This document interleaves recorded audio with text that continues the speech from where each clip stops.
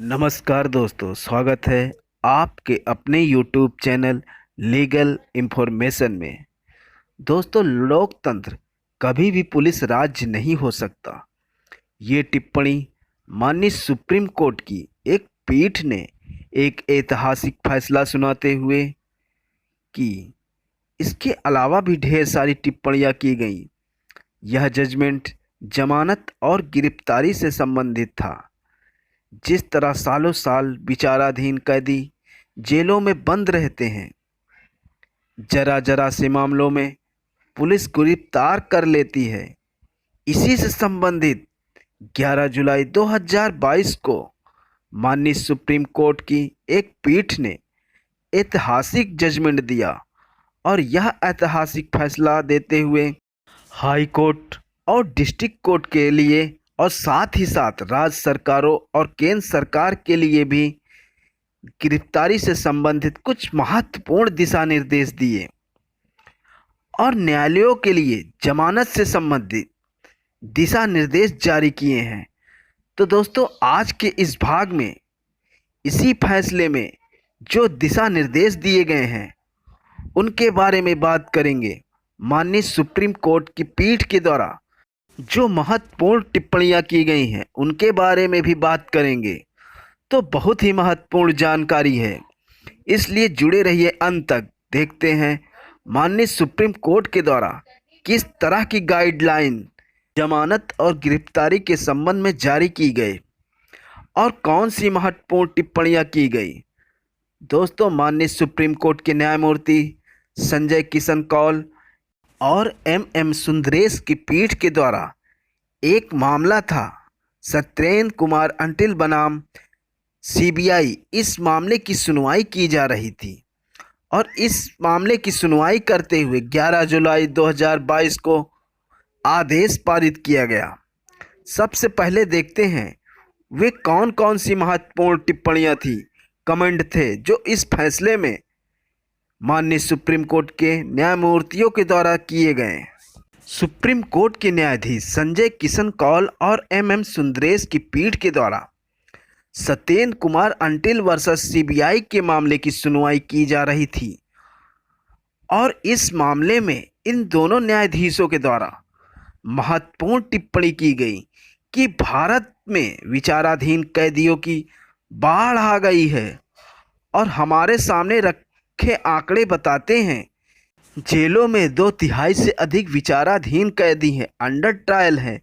विचाराधीन कैदियों की संख्या 2/3 से अधिक है, ये आंकड़े बताते हैं। और कई लोगों को तो यह जो जेल है विरासत में मिली है, विरासत की संस्कृति में मिली है। कोर्ट के द्वारा कहा गया कि इस तरह के विचाराधीन कैदी जो जेलों में बंद हैं उनमें से ज़्यादातर कैदी अनपढ़ हैं, गरीब हैं और महिलाएं भी हैं। कोर्ट के द्वारा आगे कहा गया, सारी बातें अपने फैसले में कही कि अनावश्यक गिरफ्तारी की वजह से यह स्थिति बनी हुई है। जांच एजेंसियों के द्वारा धारा 41 और 41A और अरनेश कुमार का जो फैसला था, उस फैसले में जो नियम प्रतिपादित किए गए थे गिरफ्तारी के संबंध में, उसका पालन नहीं किया जा रहा है। आगे माननीय सुप्रीम कोर्ट ने कहा, यह निश्चित रूप से प्रदर्शित करता है कि जांच एजेंसियों के द्वारा औपनिवेशिक भारत का एक अवशेष इस तथ्य के बावजूद कि गिरफ्तारी एक कठोर उपाय है जिसके परिणाम स्वरूप स्वतंत्रता में कमी आती है और इस प्रकार इसे कम से कम इस्तेमाल किया जा सकता है।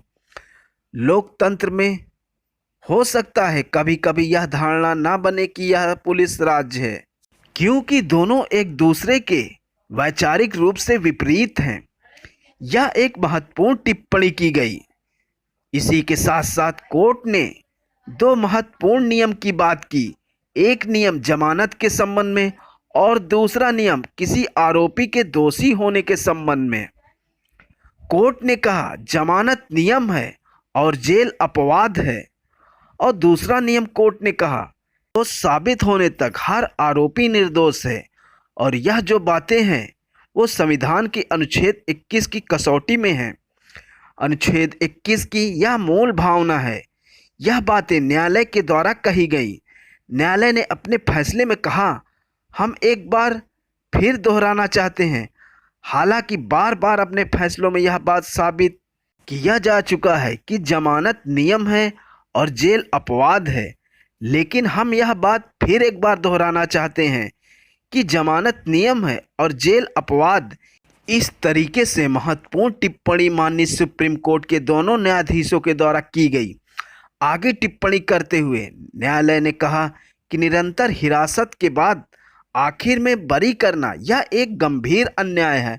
जी हाँ दोस्तों, हम देखते हैं सालों साल विचाराधीन कैदी जेल में रहते हैं और पता चलता है कि 5 साल 10 साल जेल में रहने के बाद मुकदमे में बरी हो गए।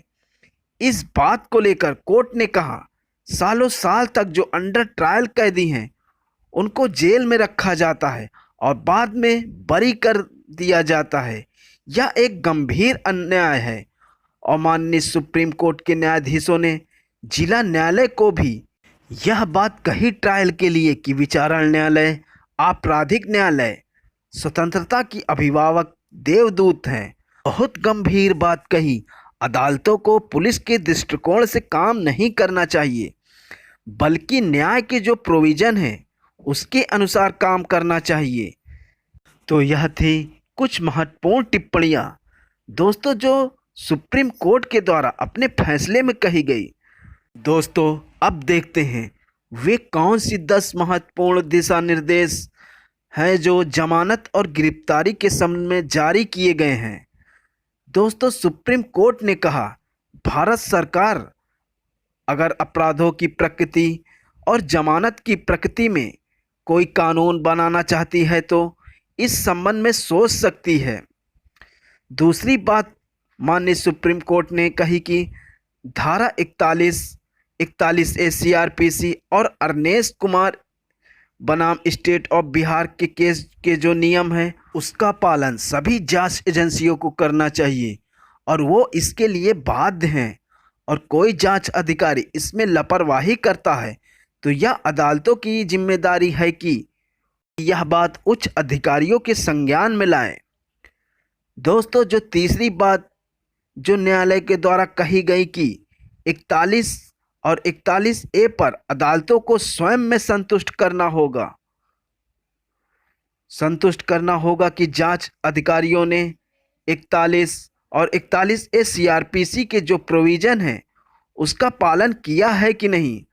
अगर उसका पालन नहीं किया जाता है तो चौथा जो दिशा निर्देश है सुप्रीम कोर्ट का कि धारा 88, 170 और 209 के तहत अगर कोई आवेदन आता है उस पर विचार किया जा रहा है तो जमानत के लिए जोर देने की आवश्यकता नहीं। दोस्तों पांचवी बात जो कही गई, जो सिद्धार्थ का मामला था, Siddharth Kumar state of UP 2021 का मामला था जिसमें अपराध को अलग अलग भागों में बांटा गया था। 4 श्रेणियों में अपराधों को बांटा गया था।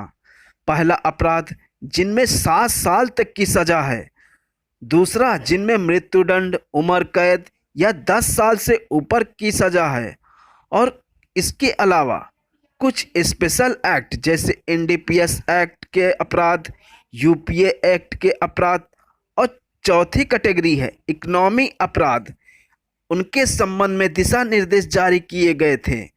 तो यहाँ पर माननीय सुप्रीम कोर्ट ने कहा कि जो सिद्धार्थ कुमार बनाम स्टेट ऑफ यूपी में जो दिशा निर्देश जारी किए गए थे उनका कड़ाई से पालन करना होगा।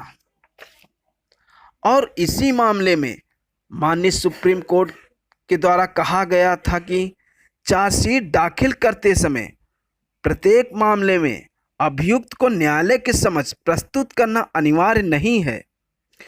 पांचवा दिशा निर्देश जारी किया गया कि सभी सरकारें, केंद्र सरकार और राज्य सरकार विशेष अदालतों का गठन करें।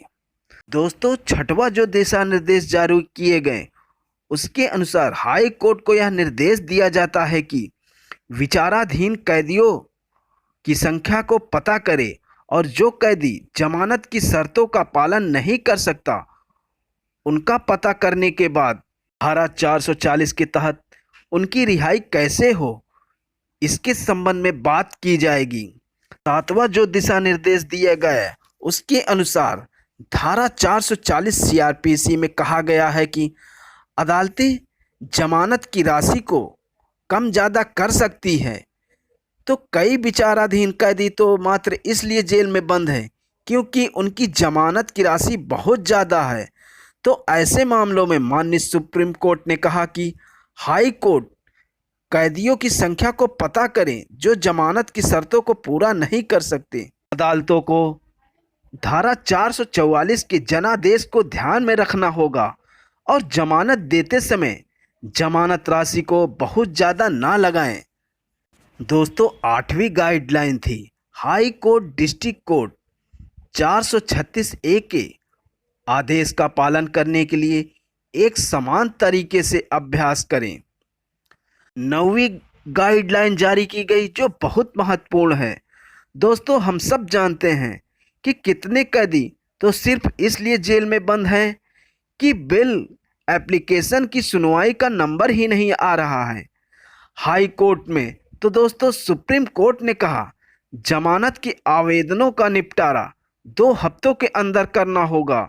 दोस्तों, 10वीं और आखिरी गाइडलाइन जो माननीय सुप्रीम कोर्ट के द्वारा जारी की गई जमानत के संबंध में कि सारे राज्य सरकारें और केंद्र सरकार और हाई कोर्ट 4 महीने के अंदर स्टेटस के संबंध में एफिडेविट सुप्रीम कोर्ट में दाखिल करें कि इस केस में क्या स्थिति है।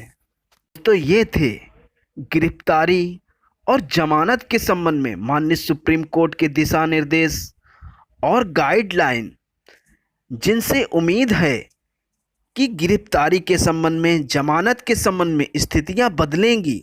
सालों साल से जो बेकसूर लोग विचाराधीन कैदी के रूप में जेलों में बंद हैं, उनके मामलों का जल्द से जल्द निपटारा होगा। तो दोस्तों, जिस जजमेंट में ये सारी टिप्पणियां और दिशा निर्देश दिए गए हैं, उस जजमेंट का लिंक मैंने इस वीडियो के डिस्क्रिप्शन में दे दिया है। वीडियो के डिस्क्रिप्शन में जाकर लिंक पर क्लिक करके जजमेंट को देख सकते हैं। तो दोस्तों, अगर आपको यह जानकारी अच्छी लगी हो तो वीडियो को लाइक करें और अगर चैनल पर नए हैं तो चैनल को सब्सक्राइब करें।